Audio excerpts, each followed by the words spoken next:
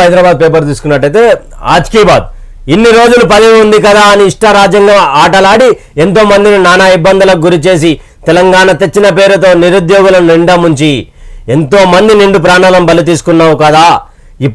ఇప్పటికైనా ప్రజలు ఇచ్చిన తీర్పుతో ఏకీభవించి ప్రజల కోసమే పనిచేసే విధంగా అటు ప్రభుత్వానికి ఇటు ప్రజలకు తోడుగా ఉండే ప్రయత్నం చేయి. చేసిన పాపాలు కొన్ని అయినా పోతాయేమో. పథకాల పేరుతో అభివృద్ధి పేరుతో తిన్నదంతా కక్కిస్తారులే, అప్పటి వరకు కొంచెం జాగ్రత్తగా ఉండు సారు అని నాగిరెడ్డి మరి అన్న రాసుకుంటూ వచ్చిండు.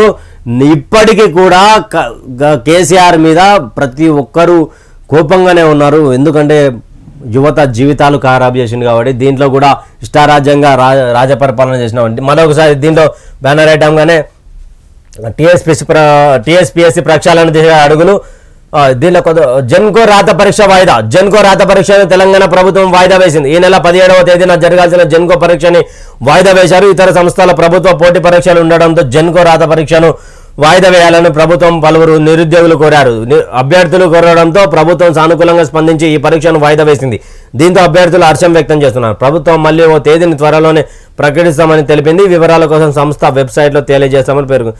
జెన్కో సంబంధించినటువంటి ఏదైతే ఎగ్జామ్ ఉందో ఈ నెల 15వ తారీఖున జరగాల్సిందే. అక్కడ ప్రభుత్వానికి సంబంధించినటువంటి అదే కానీ నోటిఫికేషన్ విడుదల చేసినటువంటి ఎగ్జామ్స్ కానీ జరగబోతా ఉన్నాయి. కాబట్టి ఇప్పుడు కొంతమేరకు ఏదైతే సైట్ ఉందో వెబ్సైట్ ఉందో ఆ వెబ్సైట్లలో క్లియర్ చేస్తాం.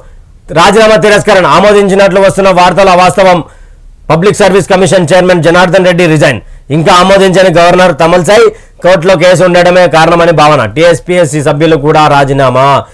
టీఎస్పీఎస్ సంబంధించినటువంటి ప్రతి ఒక్క అధికారి మీద ప్రతి ఒక్క మెంబర్ మీద కేసు దర్యాప్తు చేయాలి. అదేవిధంగా సిట్టింగ్ జడ్జి తోటి వాళ్ళ మీద విచారణ జరిపించాలని కూడా తెలంగాణ యువత మొత్తం కోరుకుంటున్నటువంటి విషయం. నష్టాల్లో పౌర సరఫరాల శాఖ ఏకంగా రూ56,000 కోట్ల నష్టం. 12% మంది రేషన్ వినియోగించడం లేదు. కొత్త కార్డులపై త్వరలో నిర్ణయం తీసుకుంటాం. మరో 100 రోజుల్లో 500కి గ్యాస్ సిలిండర్.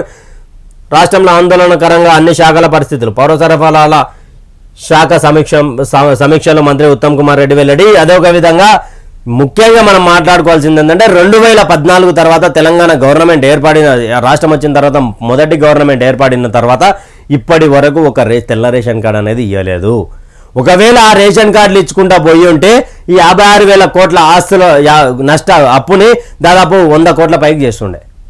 ఇప్పటివరకు రేషన్ కార్డులు ఇవ్వని పరిస్థితి. మళ్ళీ దాంట్లోనే 12% మంది రేషన్ వినియోగించుకోవడం లేదు. దాదాపు చాలా మందికి కూడా ఉన్న రేషన్ కార్డులలోనే కొంతమంది డిలీట్ చేసినటువంటి పరిస్థితి తెలంగాణ గత ప్రభుత్వం. నీకాడ 56,000 కోట్ల నష్టం ఎందుకు జరిగింది? అప్పు ఎందుకు కట్టాలి? 3,645 కోట్ల వడ్డీ ఎందుకు కట్టాలి?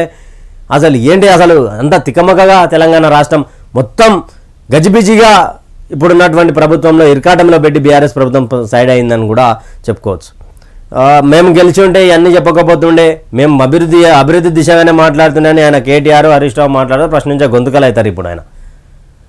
కాకపోతే ఇక్కడ రేషన్లో కూడా ఇంతగానం సెంట్రల్ గవర్నమెంట్ నుంచి వచ్చే ఫండ్, సెంట్రల్ గవర్నమెంట్ నుంచి వచ్చే బియ్యాన్లో కూడా ఇంతగానం అప్పు చేసిర్రు అంటే ఈడ అప్పు చేసిర్రు. ఇప్పుడు బయటపడుతున్నటువంటి బతుకమ్మ చీరలకు 200 కోట్ల అప్పు ఉంది. ఇంకెన్ని అప్పులు ఉన్నాయి? ఏం సంగతి అసలు? ఎట్లా ఇది ఏం సంగతి? కాంగ్రెస్ గవర్నమెంట్ ఎలా చూసుకుంటుంది దీన్ని? ఎవరి మీద విచారం చేయబోతుంది?